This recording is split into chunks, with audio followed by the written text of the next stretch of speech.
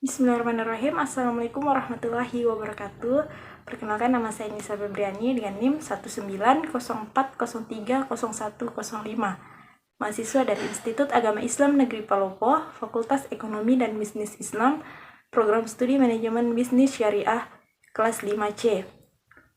Baik, di sini saya akan membuat sebuah video guna untuk mengisi ujian akhir semester mata kuliah e-culture dan jejaring sosial.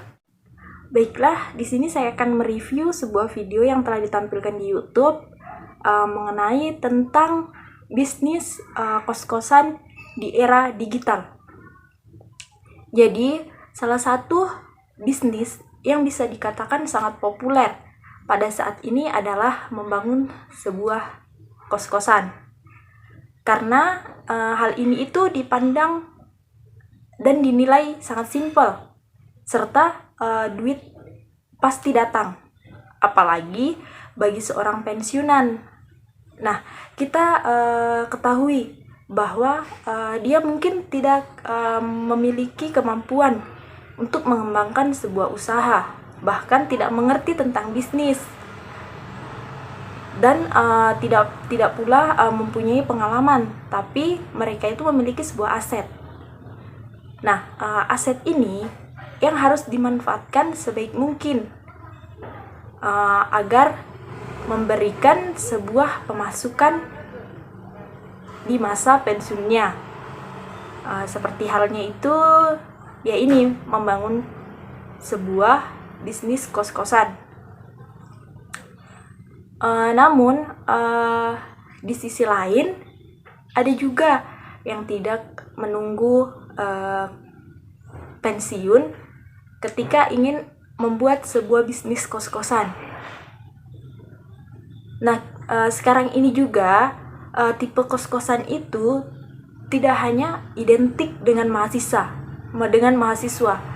Kemungkinan kita bisa bayangkan bahwa kos-kosan itu untuk mahasiswa, tetapi juga sudah mulai beragam dari mahasiswa, karyawan, bahkan sampai pasangan yang sudah berkeluarga. Mengapa demikian?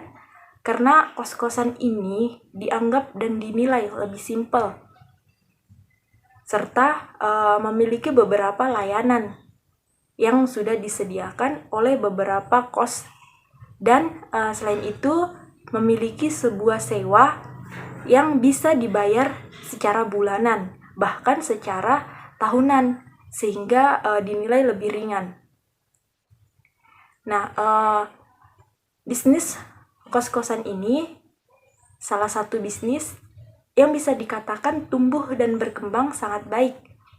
Yang salah satunya itu disebabkan oleh urbanisasi itu sendiri.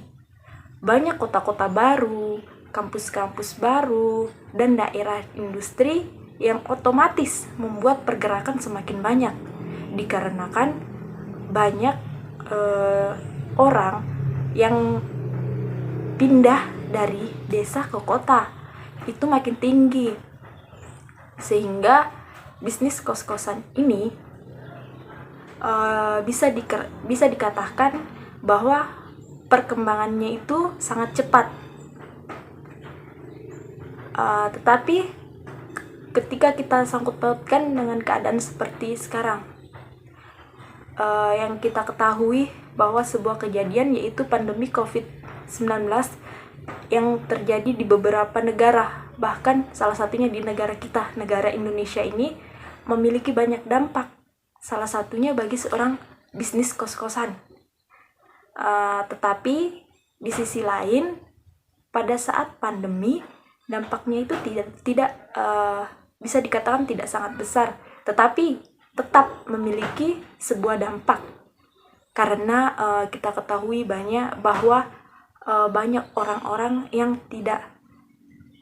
memang tidak memungkinkan untuk tetap tinggal di kos-kosan pada saat pandemi, seperti halnya mahasiswa yang pada saat pandemi kampusnya itu ditutup untuk sementara dan diharuskan melakukan perkuliahan secara online. Sehingga hal ini membuat mahasiswa tidak lagi tinggal di sebuah kos-kosan.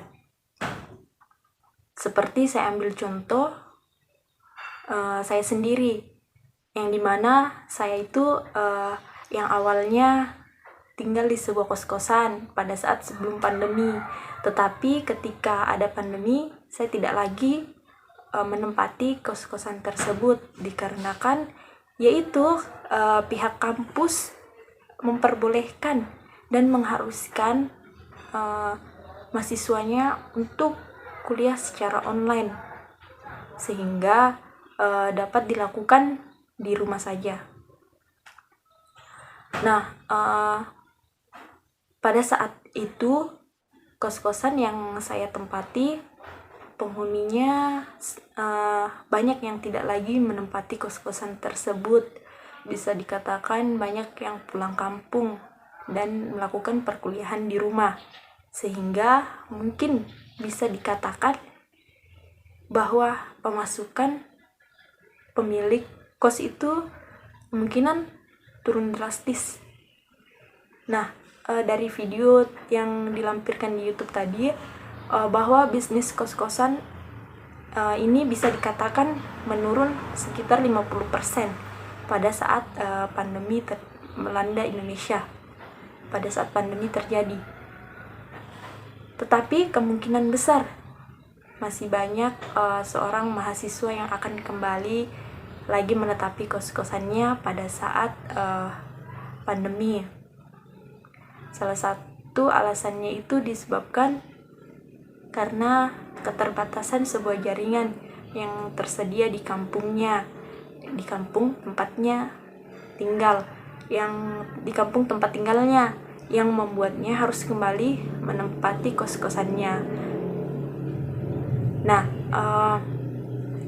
di saat pandemi terjadi,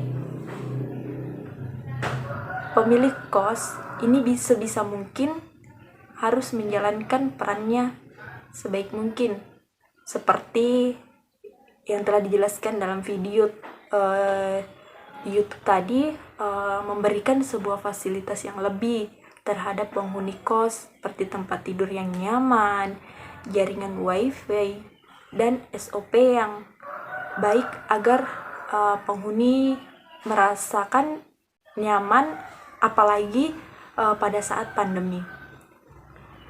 Nah, sehingga hal ini akan menambah sebuah pemasukan kepada pemilik kos-kosan, meskipun sedikit demi sedikit, dan memberikan sebuah bayangan bahwa bisnis kos-kosan ini akan berkembang kembali seperti semula atau seperti sebelumnya. Bisnis kos-kosan ini bisa dikatakan sebuah bisnis yang menjanjikan, tetapi pada saat pandemi memang memiliki sebuah penurunan. Nah, disinilah peran pemilik kos harus dilakukan agar mencari sebuah strategi yang dapat mengembangkan bisnis kos-kosannya pada saat pandemi. Karena bisnis kos-kosan ini bisa dikatakan bisnis yang sangat menjanjikan. Uangnya itu datang sendiri. Nah, seseorang yang ingin melakukan sebuah bisnis kos-kosan, sebelumnya itu harus mencari sebuah titik lokasi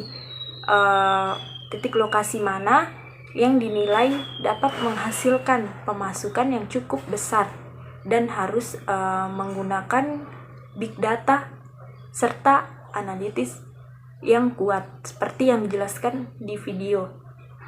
Selain itu, tidak hanya sekedar berbisnis kos-kosan, tetapi harus sesuai dengan kondisi dan kebutuhan yang diinginkan oleh penghuninya, seperti adanya sebuah fasilitas yang cukup apabila ditempati oleh seorang mahasiswa.